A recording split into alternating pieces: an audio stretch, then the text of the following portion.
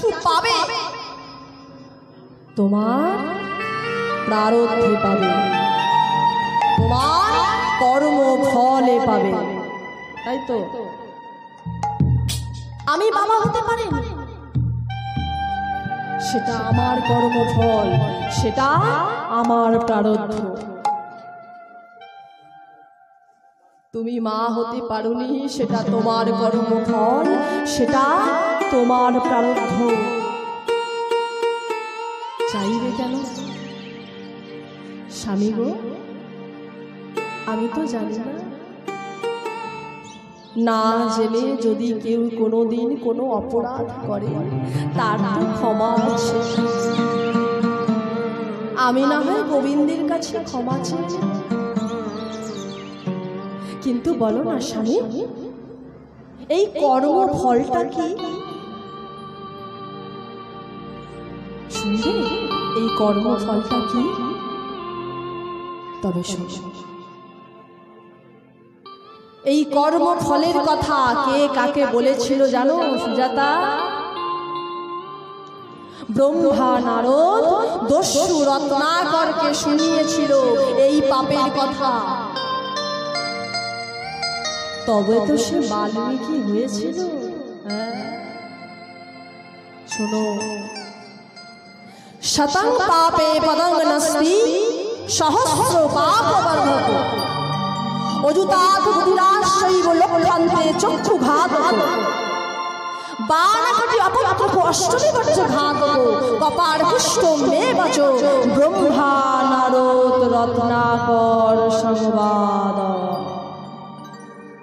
ব্রহ্মা নারদ রত্নাকরকে শুনিয়েছিল।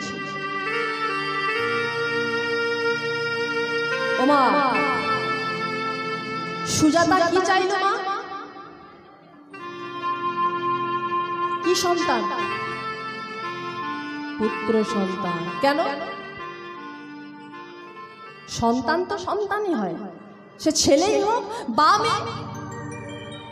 কিন্তু সুজাতা নির্দিষ্ট করে বলেছে যে আমার পুত্র দাও। পুত্র কি করবে? বেঁচে থাকতে ভাত দিক বা না দিক, মরে গেলে আমার মুখাগ্নি করে আমার পিণ্ড দান করবে। তাই তো আমরা পুত্রের আশা করি না? কারণ আমাদের মৃত্যুর পর আমাদের আত্মা চলে যায় পুং নামক নরকে, আর সেই পুং নামক নরক থেকে পিণ্ড দান করে আমাদের আত্মাকে উদ্ধার করে বলে ছেলে বা সন্তানকে বলা হয় পুত্র। পুত্রং ক্রিয়তে ভার্যা। বেঁচে থাকতে সে আমায় ভাত দিক বা না দিক, মরে গেলে আমার মুখাগ্নি করবে, আমাকে উদ্ধার করবে। আজকে জগৎ সংসারেও তাই হয়, হয় না? কারোর পর পর যদি দুটো মেয়ে হয়ে যায়, কত ভগবানের কাছে দৌড় ধরে, কত মানসিক করে যে দয়াময় আমায় একটা পুত্র দাও, বংশের প্রদীপ দাও। তৎকালীন দিনে অনেক বড় বড় সংসার, 4টে 5টা 8টা 10টা করে ছেলে মেয়ে হতো। কিন্তু বর্তমান দিনে একটা ছেলে একটা মেয়ে, বাবা আর মা। কজন হলো? 4 জন। এই 4-এ আটকে আছে। আগে 24-এ ছিল, ভালো ছিল। আজকে 4-এ আটকে গেছে, ছোট হয়ে গেছে, কিন্তু মানুষের কষ্ট বেড়েছে। মেয়ের বিয়ে দিয়ে দিলাম, ছেলের বিয়ে দিয়ে ঘরে বৌমা নিয়ে আসলাম। কজন হলো সংসারে? 5 জন কেন হবে? মেয়ে তো পরের ঘরে চলে গেছে। 4 জন। ঘরের কর্তা মারা গেল, বাড়িতে একটা ফুটফুটে নাতি হলো। কজন হলো? সেই চারে আটকে গেছে। ছেলে আমার সরকারি চাকরি করে। গর্বে আমার বুকটা ভরে ওঠে, কেন না আজকের সমাজে সরকারি চাকরি বড়ই বিরল। আর এই বর্তমান সমাজে যদি আমার ছেলে সরকারি চাকরি করে, গর্বে আমার বুকটা ভরে যায়। আমার ছেলে সরকারি চাকরি করে। ছেলে চাকরি সেরে বাড়ি ফিরেছে। আমার অমন সাধের সংসারে একটা সাধের বৌমা নিয়ে এসেছি। বৌমা কি করছে, ছেলের হাতটা ধরে হির হির করে টানতে টানতে ঘরের মধ্যে নিয়ে গিয়ে দরজাটা বন্ধ করে দিল। শুনে রাখো, হয় তোমার মায়ের একটা ব্যবস্থা তুমি করবে, আর তা না হলে কালই আমি বাবুর হাতটা ধরে বাপের বাড়ি চলে যাব। তখন থাকবে তোমার মাকে নিয়ে, বুঝবে কত ধানে কত। কি হয়েছে, আমার মা কি করেছে, কি করেছে? হ্যাঁ, তুমি তো চলে যাও, খবর কিছু রাখো। তোমার মা চারিদিকে থুতু ফেলে, কপ ফেলে, চারিদিক নোংরা করে, আমাকে পরিষ্কার করতে হয়। তুমি কি এই জন্য আমায় বিয়ে করে নিয়ে এসেছো? তোমার মায়ের এইসব পরিষ্কার করার জন্য? ছেলে পড়ে গেছে মাগো বিপাকে, কি করবে সে? একদিকে বউ, একদিকে তার গর্ভধারিণী মা। পরের দিন ছেলে কি করেছে, খোঁজ খবর নিয়েছে। সন্ধ্যাবেলা মায়ের ঘরে প্রবেশ করে বলে উঠল, মা তোমার সঙ্গে কিছু কথা ছিল।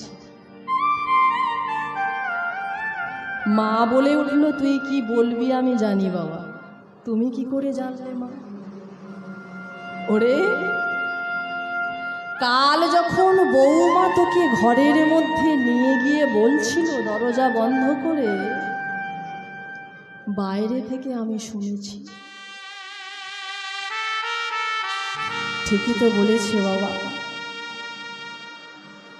যতদিন আমি সংসারের জন্য করতে পেরেছি, যতদিন আমি সংসারের জন্য নিজেকে উজাড় করে দিয়েছি, যতদিন আমি সংসারের জন্য নিজেকে তিলে তিলে শেষ করেছি, ততদিন সংসার আমায় ভালোবেসেছে।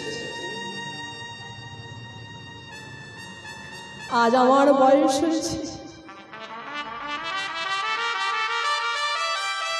শরীরের বল কমে গেছে, আজ আমি সংসারের জন্য কিছু করতে পারি না।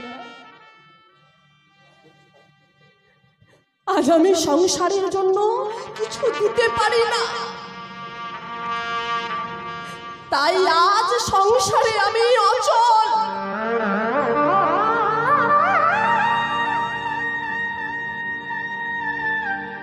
তবে একটা কথা ভেবে আমার খুব আনন্দ হচ্ছে, কি জানিস বাবা?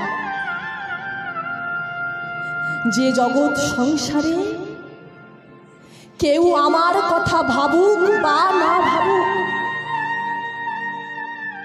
আমার বৌমা তো ভেবেছে। ওরে, সময় নিয়েছ,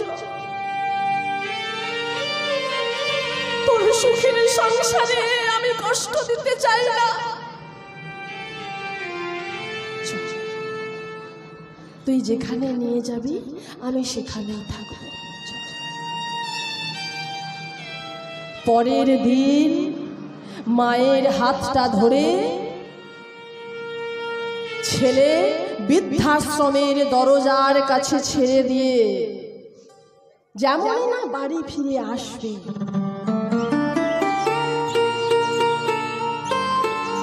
ঘরে থেকে বউ ফোন করেছে, হ্যাঁ গো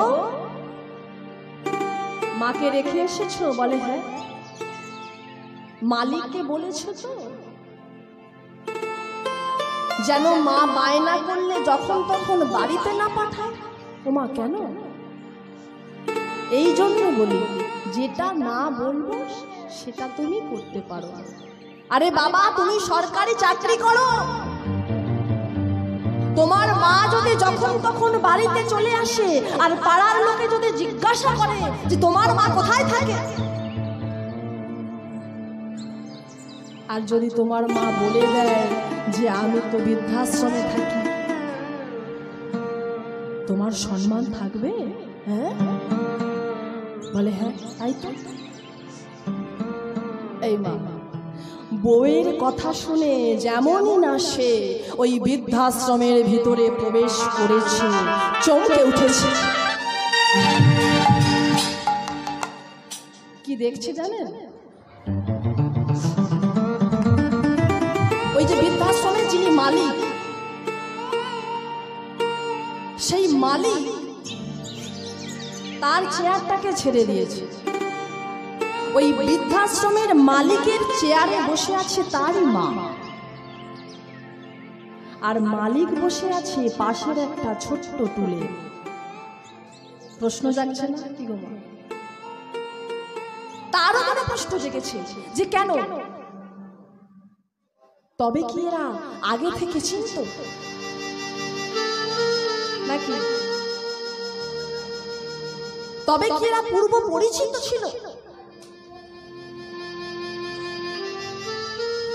মা ছেলেকে ভিতরে প্রবেশ করতে দেখে মনের মধ্যে আশার আলো জেগেছে। তার মা মনে মনে ভাবছে যে তার ছেলে বুঝি তার ভুল বুঝতে পেরেছে, আমায় নিতে এসেছে। ছুটে গিয়ে ছেলেকে বক্ষ মাঝে চেপে ধরেছে, এসেছিস বাবা, এসেছিস।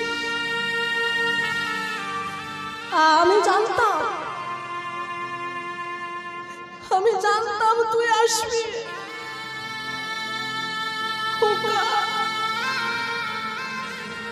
আমায় ফেলে যাস না বাবা, তোকে যে বড় যত্ন করে মানুষ করেছি রে বাবা, তুই যে আমার 7 রাজার ধন এক মালিক, তোকে ছাড়া থাকতে পারবো না বাবা। বিশ্বাস কর, ঘরের এক কোণে পড়ে থাকবো, খেতে দিলে খাবো, যদি মনে হয় খেতে দিবি না তবু 24 ঘন্টায় থেকে তো চোখের দেখা দেখতে পাবো। আমার নিয়ে চলছো বাবা, এখানে ফেলে রেখে যাস না।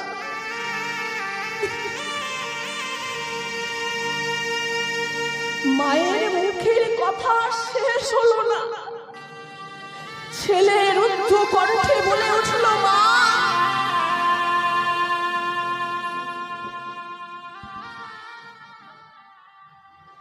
তুমি একটু ভেতরে যাও তো, ওনার সঙ্গে আমার কিছু কথা আছে। নির্বাক দৃষ্টিতে ছেলের বদন টানে তাকিয়ে আছে।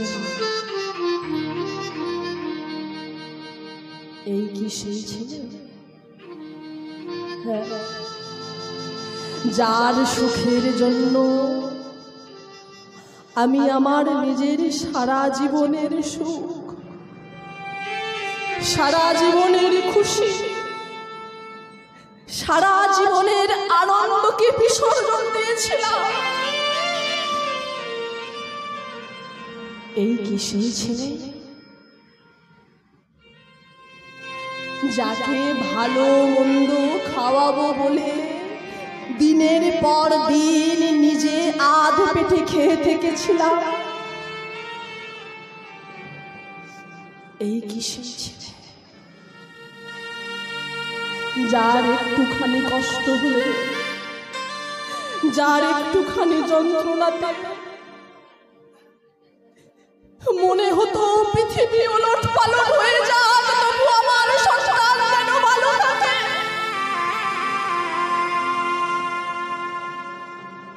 এই কি সেই ছেলে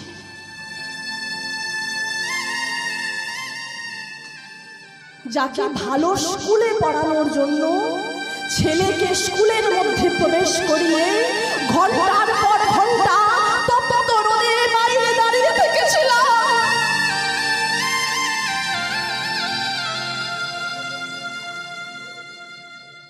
এর জন্যই কি মানুষ পুত্র চায়? এমন ছেলের জন্য? পুত্র যদি এমন হয়, ভগবানের কাছে আমি প্রার্থনা করব যে যতবার আমি নারী কুলে জন্মগ্রহণ করব, কোনদিন যেন আমার পুত্র সন্তান না হয়। চাই না পুত্র।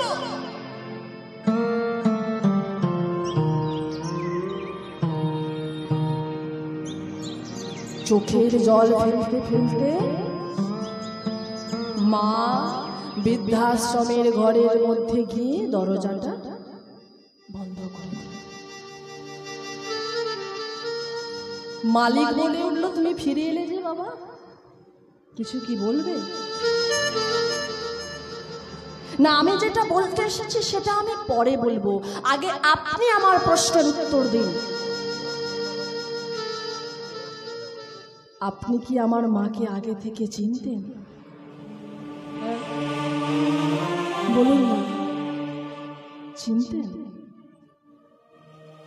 তার কারণ আমি এসে দেখলাম যে আপনার চেয়ারে আমার মা বসে আছে আর আপনি পাশের চেয়ারে বসে আছেন। কেন? মৃদু হেসে বৃদ্ধাশ্রমের মালিক বলে উঠল, শোনো বাবা, এই যে আজকে যেটাকে তুমি বৃদ্ধাশ্রম দেখছো, 25 বছর আগে এটা বৃদ্ধাশ্রম ছিল না। তবে 25 বছর আগে এটা ছিল এক অনাথ আশ্রম। তোমার মায়ের ছিল একটি মাত্র কন্যা সন্তান।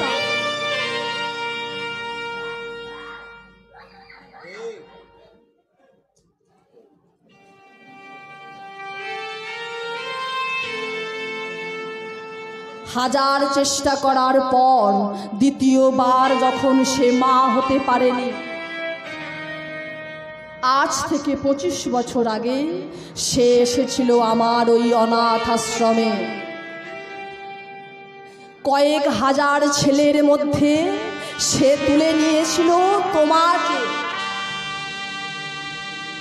আমি বলেছিলাম যে মাগো নেবেন না, একটা মেয়ে তো আছে আপনার, নাকি? ওকে মানুষ করুন না, ওই ভবিষ্যতে আপনাকে দেখবে। সেদিন তোমার মা বলেছিল যে মেয়ে তো বিয়ে হয়ে পরের বাড়ি চলে যাবে, বৃদ্ধ বয়সে একটা অবলম্বন চাইতো, একটা লাঠি চাইতো, যার কাঁধে ভর দিয়ে বাকি জীবনটা কাটাবো। সেদিন বলেছিলাম যে মাগো, বর্তমান দিনে নিজের ছেলে নিজের হয় না, আর পরের ছেলে নিজের হবে। তোমার মা বলেছিল যে দেখো বাবা, আমি যদি আমার মাতৃত্ব স্নেহ, আমার ভালোবাসা, আমার মায়া মমতা দিয়ে এই ছেলেকে মানুষের মতো মানুষ করতে পারি, এই হবে ভবিষ্যতে আমার অবলম্বন। দেখো, ভাগ্যের কি নিঠুর পরিহাস। 25 বছর আগে যে সন্তানকে সে নিয়ে গিয়েছিল যে জায়গা থেকে, আজ 25 বছর পর ভাগ্য তাকে ফিরিয়ে দিয়ে যাচ্ছে সেই জায়গাতে। এর জন্যই কি পুত্র চায়? হ্যাঁ, মাথায় বজ্রপাত পড়েছে। এ আমি কি করেছি? ছুটতে ছুটতে ভিতরে গিয়ে মায়ের ঘরের দরজার সামনে আছাড় খেয়ে পড়েছে। মা,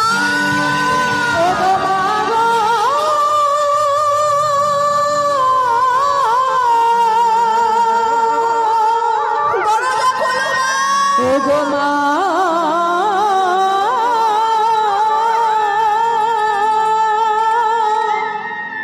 ও গো মা গো,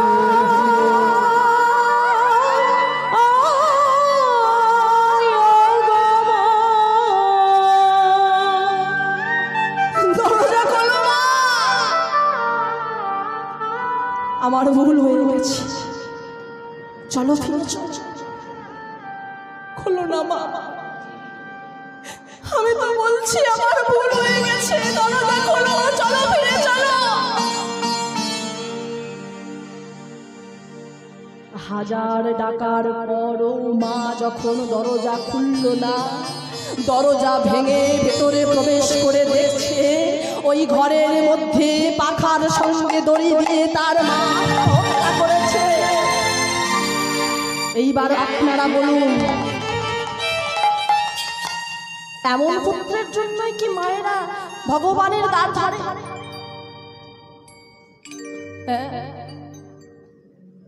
সারা জীবন মা বলে কাঁদলাম, বাবা বলে কাঁদলাম, বন্ধু বলে কাঁদলাম,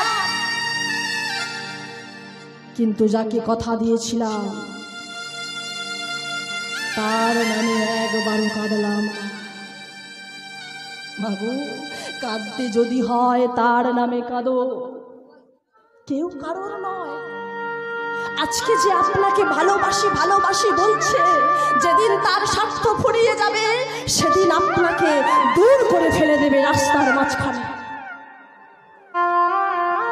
তাই যে আপনাকে আপন করে নেবে তাকে আগে আপন করুন। কার লাগি তুই কাঁদিস রে মন। হরি বল।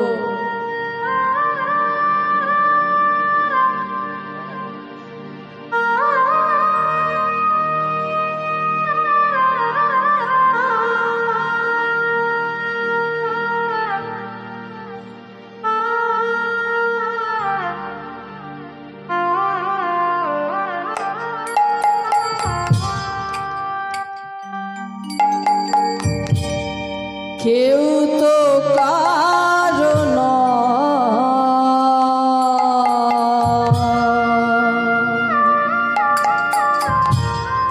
দু চার দিনে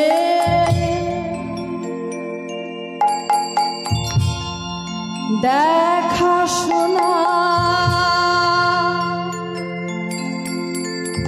পথে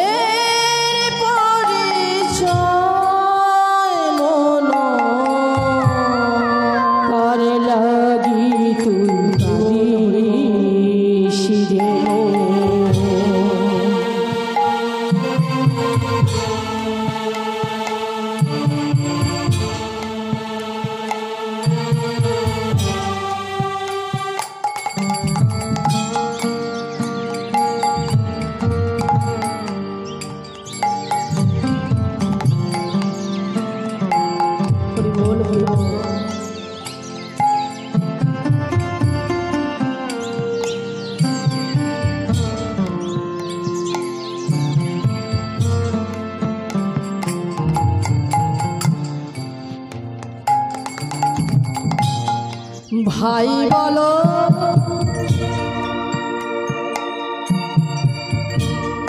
বন্ধু বলো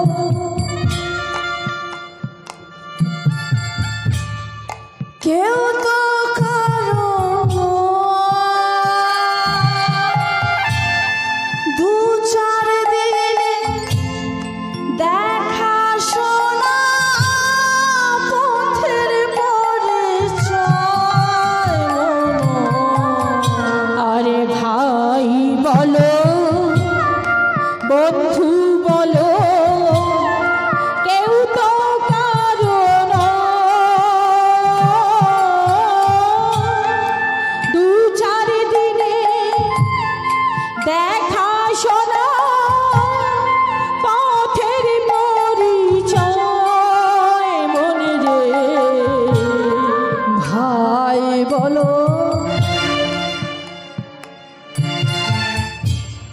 বন্ধু বলো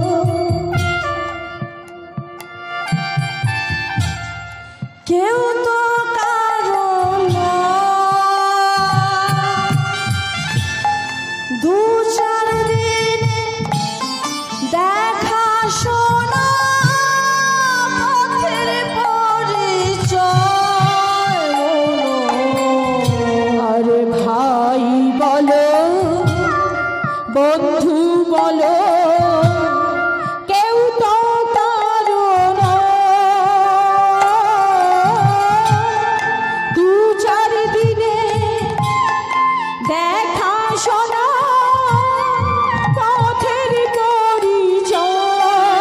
মনে রে কার লাগে তুই কাঁদিস রে মন, কেউ তো কারো না, দু চার দিনে দেখা শোনা পথের পরিচয়। মনে রে কার লাগি তুই কাঁদিস রে মন, কার লাগি তুই কাঁদিস রে মন, কার লাগি তুই কাঁদিস রে মন। সুজাতা, সন্তান যখন তুমি তার কাছে চেয়েছ সন্তান তুমি পাবে, হলো মা ঠিক তাই। সুজাতা, দেখতে দেখতে মা সুজাতা হলো 8 মাসের গর্ভবতী। হরি হরি বল। তো গর্ভে সন্তান থাকলে মায়েরা কি করে তৎকালীন দিনে, এখন আমি জানি না, তৎকালীন দিনে মায়েরা কি করতো, একটুখানি ভাগবত কথা আস্বাদন করত, গীতা ভাগবত পাঠ করতো, আর কি করতো একটু কৃষ্ণ নাম করতো। কেন না গর্ভের সন্তানটা যদি কৃষ্ণ ভক্ত হয়। তাই আজকে মা সুজাতা কি করেছে, গোবিন্দকে ভোগ নিবেদন করে গোবিন্দের চরণ তলে বসে করছে এই মধুমাখা কৃষ্ণ নাম। ও হরে কৃষ্ণ কৃষ্ণ কৃষ্ণ হরে হরে, হরে রাম রাম রাম হরে হরে, হরে কৃষ্ণ কৃষ্ণ কৃষ্ণ হরে হরে, হরে রাম রাম রাম হরে হরে, হরে কৃষ্ণ কৃষ্ণ কৃষ্ণ হরে হরে, হরে রাম রাম রাম হরে হরে। ও হরে কৃষ্ণ কৃষ্ণ কৃষ্ণ হরে হরে, হরে রাম রাম রাম হরে হরে। ও মায়েরা, আমি একবার করে বলবো, আপনারা একবার করে বলবেন। কেমন বলবেন তো? আজকে দিদি বলবে না, আজকে আমি বলার পর আপনারা বলবেন। চলো।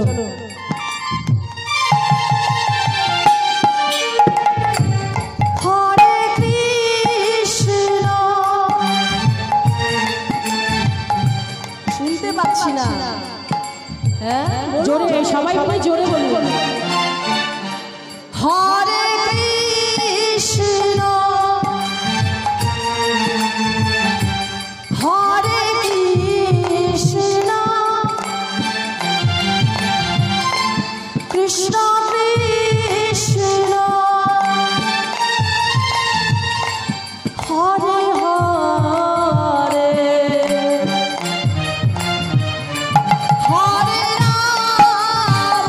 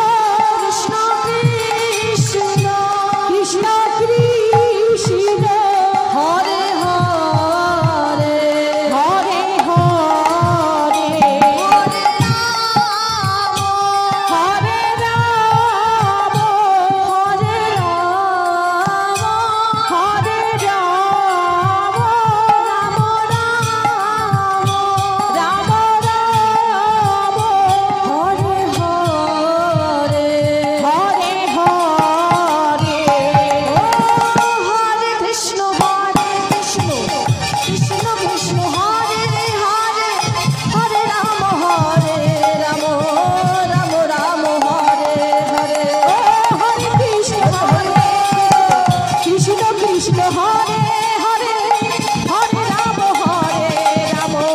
রাম রাম হরে হরে হরে কৃষ্ণ কৃষ্ণ কৃষ্ণ হরে হরে হরে রাম রাম রাম হরে হরে।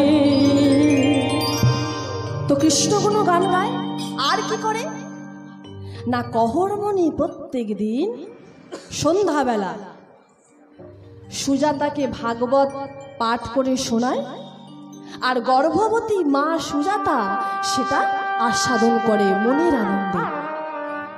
তো এইভাবেই দিন কাটছে। হঠাৎ একদিন কি হলো, কহরমণি ভাগবত পাঠ করছে আর গর্ভবতী মা সুজাতা সেটা শ্রবণ করছে। হঠাৎ কে যেন চিৎকার করে বলে উঠল, বাবা ও বাবা গো,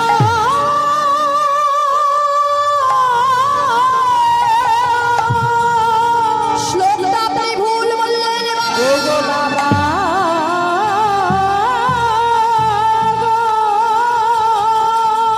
শ্লোকটা আপনি ভুল বললেন বাবা গো।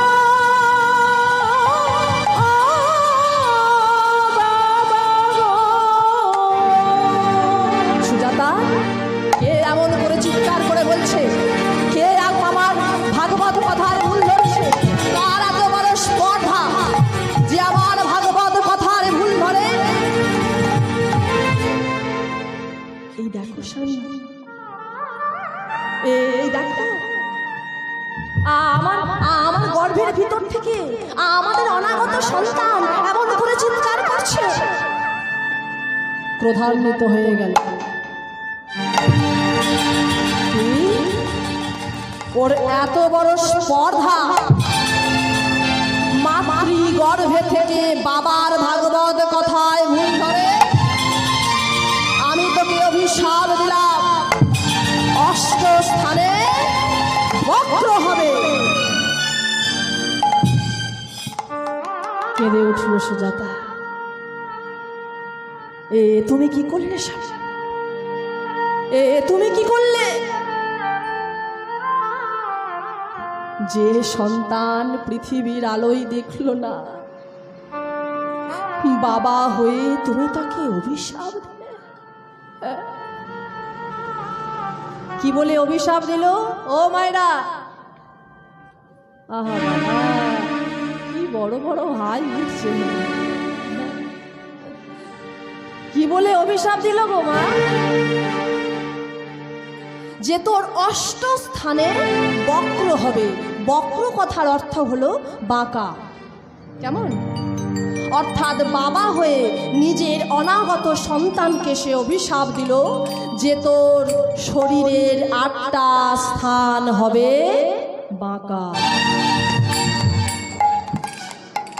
সুজাতা কেঁদে উঠেছে। তুমি কি করলে স্বামী? বাবা হয়ে এত বড় অভিশাপ নিজের অনাগত সন্তানকে তুমি দিতে পারলে? সুজাতা, আমার মাথা ঠিক ছিল না বলে ফেলেছি।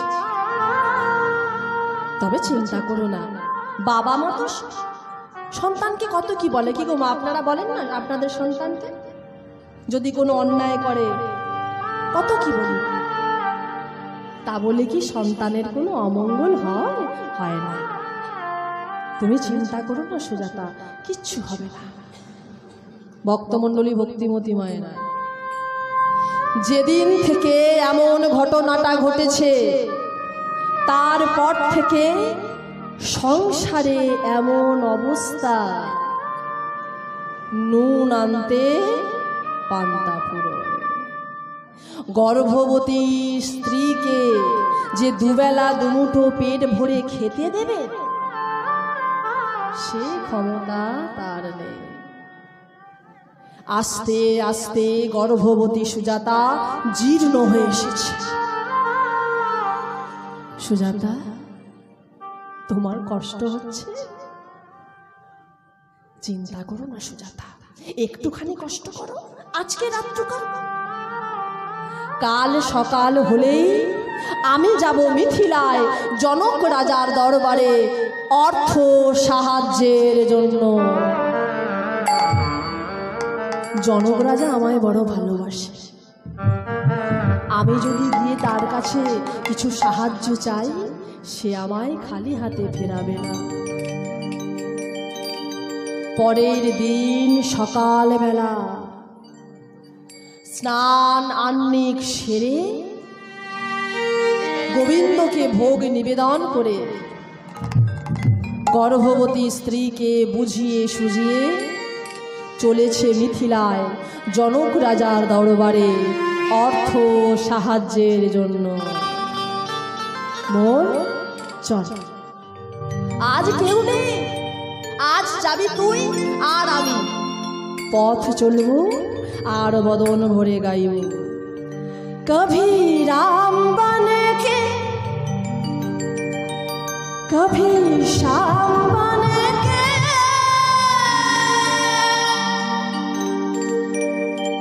চলে আনা প্রভু যে চলে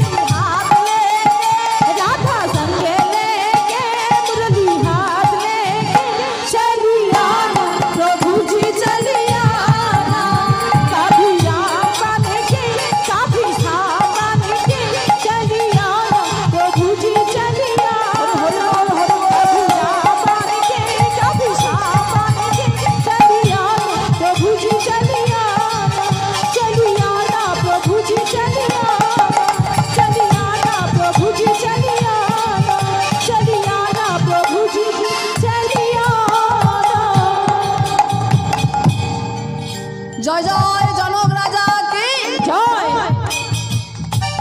দাঁড়া দাঁড়া, ওমা জয় দিয়েছে। সামনে বলতে পারবো, কিন্তু এই যে পিছনে যারা বসে আছে,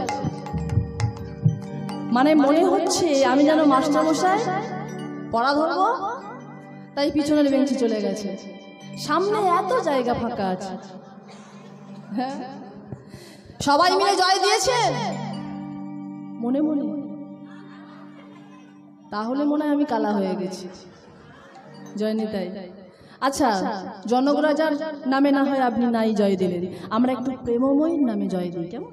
চলুন সবাই মিলে চিৎকার করে বলি, প্রেমময়ী রাধারানী কি, দয়াময়ী রাধারানী কি, করুণাময়ী রাধারানী কি, হরিবাসর কি, ভক্তবৃন্দ কি, গ্রামবাসী কি, নিতাই গৌর প্রেমানন্দে হরি হরি বল, হরি বল, হরি বল। আরে আরে আরে, কহরমণি কি মনে করে আমার দরবারে?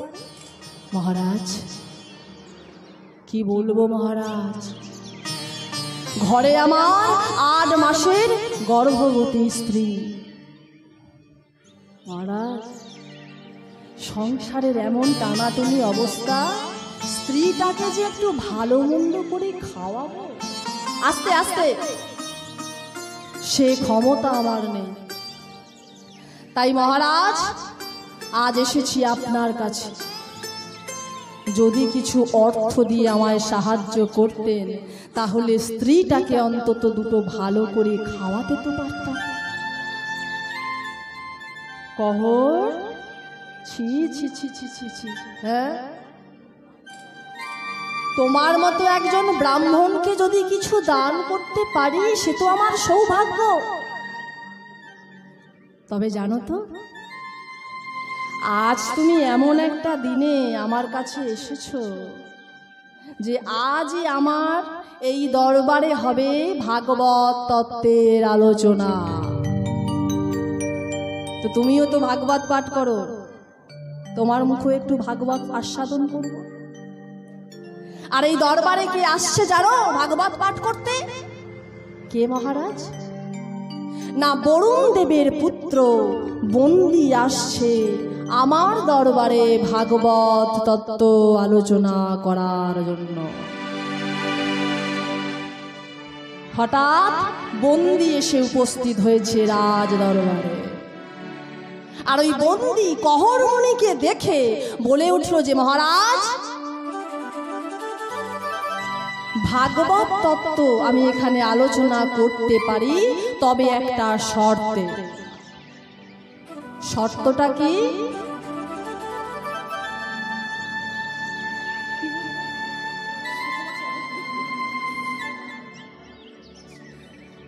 আচ্ছা, ওটাও তো খাবার জিনিস নাকি? হ্যাঁ, এত হাসাহাসি করে লাভ নেই, আসতে বসুন, গান শুনুন, কেমন? জয়নিতাই। তো ভাগবত তত্ত্ব আমি আলোচনা করতে পারি, তবে একটা শর্তে। শর্তটা কি?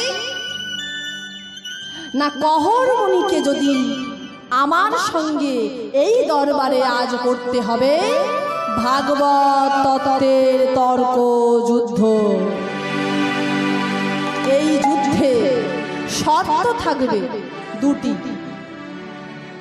যে জিতবে তাকে দেওয়া হবে 10,000 স্বর্ণ মুদ্রা,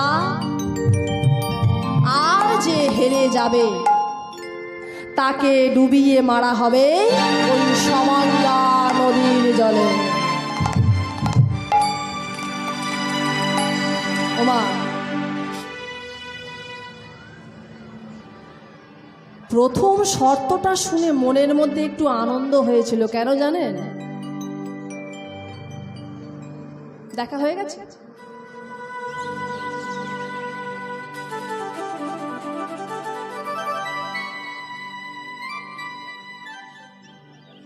কারণ 10,000 স্বর্ণ মুদ্রা যদি আমি পাই, স্ত্রীটাকে ভালো মন্দ খাওয়াতে পারবো, আর আমাকেও কাজ করতে হবে না। কিন্তু দ্বিতীয় শর্তটা শুনে পিছিয়ে এসেছে মহারাজ। থাক, আমার স্বর্ণ মুদ্রা চাই না, কারণ যদি হেরে যায় তাহলে তো আমার স্ত্রীকে দেখার মতো কেউ থাকবে না। তাই আমায় বিদায় দিন। কহর, তুমি যদি আজ মাথা নত করে আমার দরবার ছেড়ে চলে যাও, আমার সম্মান থাকবে? ত্রিভুবনে সবাই জানে তুমি পণ্ডিত মানুষ। আমি বলছি তুমি পারবে। বলছেন? হ্যাঁ বলছি। বেশ, তবে তাই হোক। শুরু হলো কহর মনির সঙ্গে বন্দির তর্ক যুদ্ধ।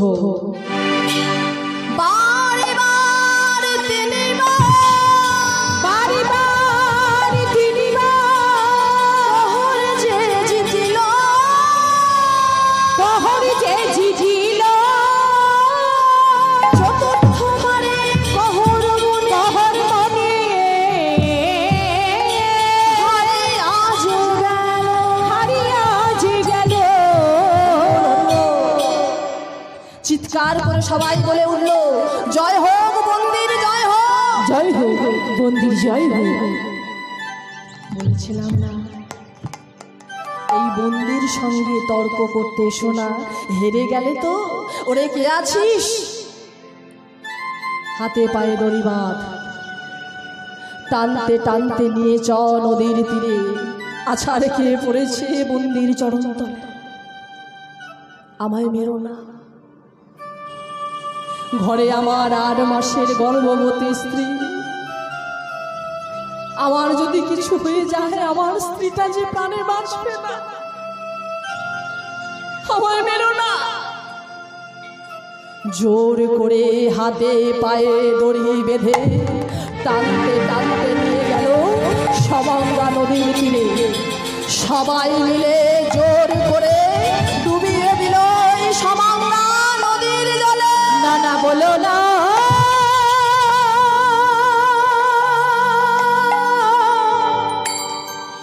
অমন করে মেরো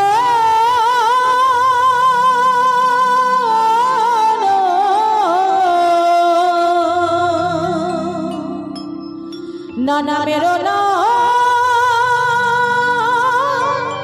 অমন করে মেরো না।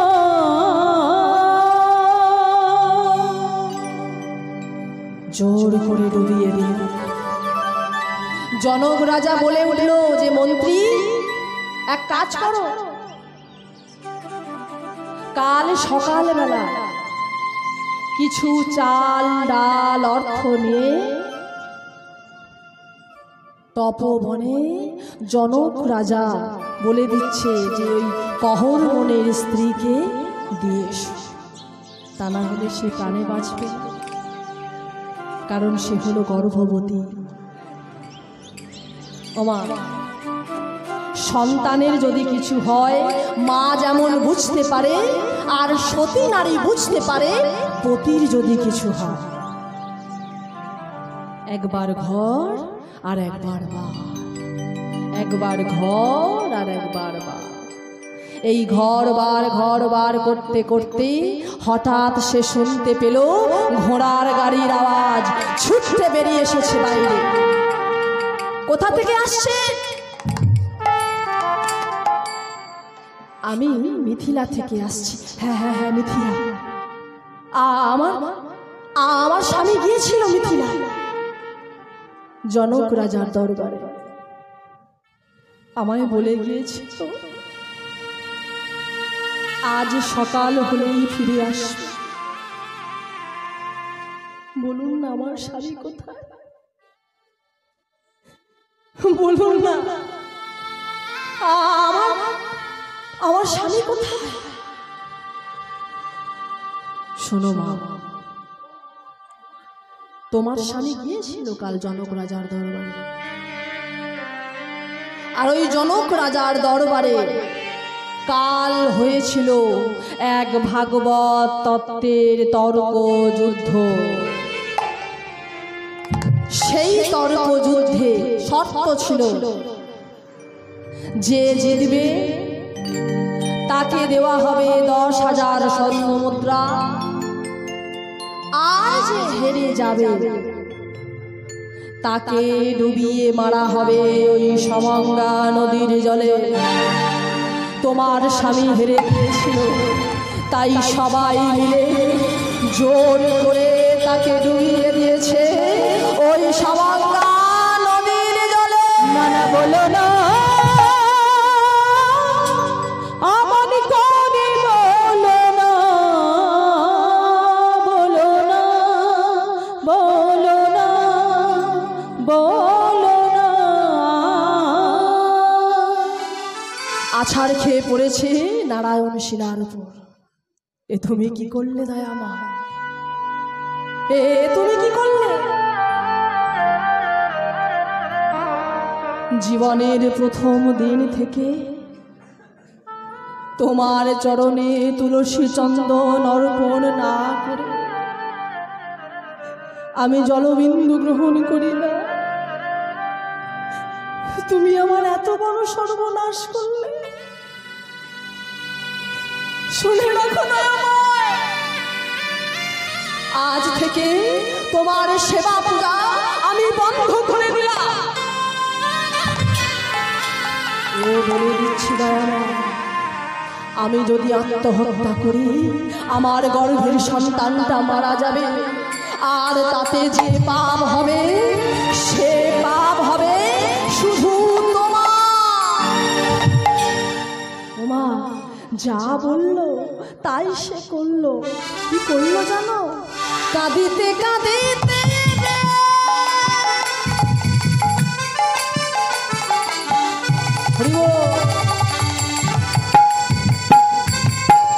গঙ্গার তীরে আইলা,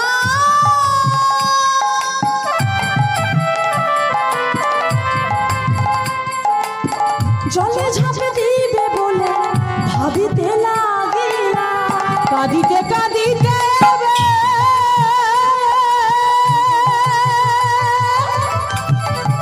হরি হরি বল।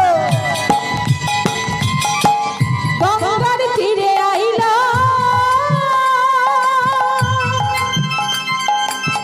জলে ঝাঁপি দেবে বলে ভাবিতে লাগিল। যা বললো তাই সে করলো। কি করলো জানো? এত বলে গঙ্গা জলে ঝাঁপে দিতে গেল, গর্ভস্থ শিশু তখন কাঁদিয়া উঠিল। গর্ভস্থ শিশু তখন কাঁদিয়া উঠিল। গর্ভের ভিতর থেকে গর্ভের অনাগত সন্তান চিৎকার করে বলছে, মা আমায় তুমি মারবে কেন? আমায় তুমি মারবে কেন?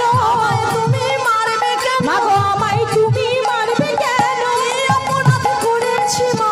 আমায় তুমি মারবে কেন? কি অপরাধ করেছি মা? আমায় তুমি মারবে কেন? কি অপরাধ?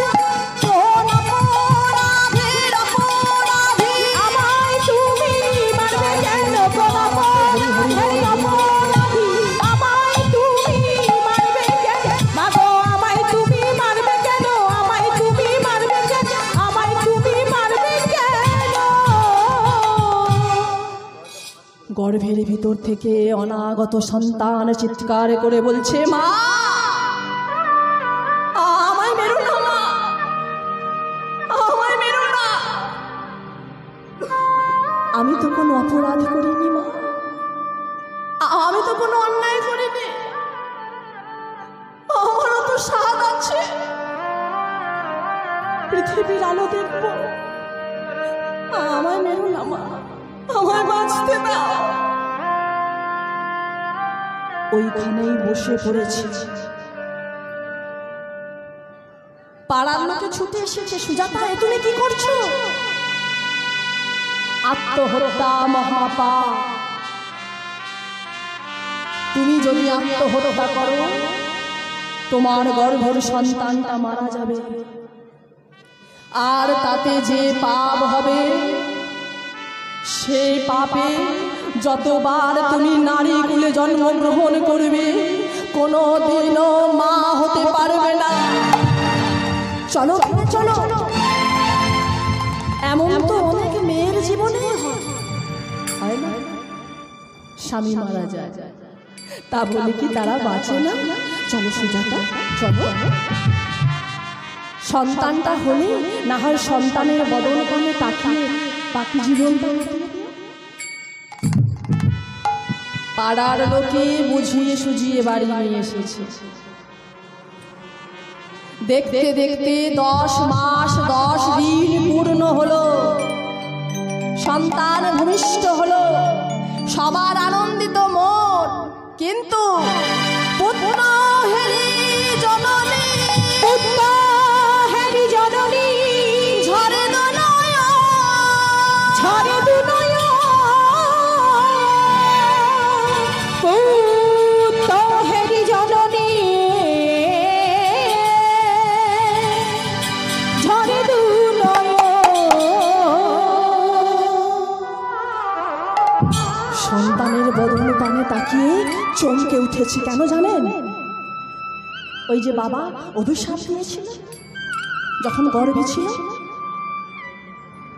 সন্তানটা ভূমিষ্ঠ হলো বটে মা, কিন্তু সন্তানটা 8টা বাঘ নিয়ে জন্মগ্রহণ করলো।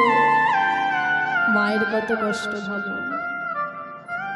পাড়ার লোকে বলছে যে সুজাতা কেঁদো না, সন্তান তো সন্তানই হয়, কি আর করবে বলো। তো একটা নাম তো রাখতে হবে ওর, নাকি? কি বলে ডাকবে না হলে ওকে? সুজাতা বলে উঠল, গর্ভে থাকাকালীন যার বাবা নামকরণ করেই যায় তার আবার নতুন করে নাম রাখার কি আছে? তাই সেদিন থেকে ওই সন্তানটির নাম হয়ে গিয়েছিল অষ্টবক্র। তো ভক্তমণ্ডলী, ভক্তিমতী মায়েরা, যারা যারা অষ্টবক্রের ছবি এখনো দেখেননি, আজকে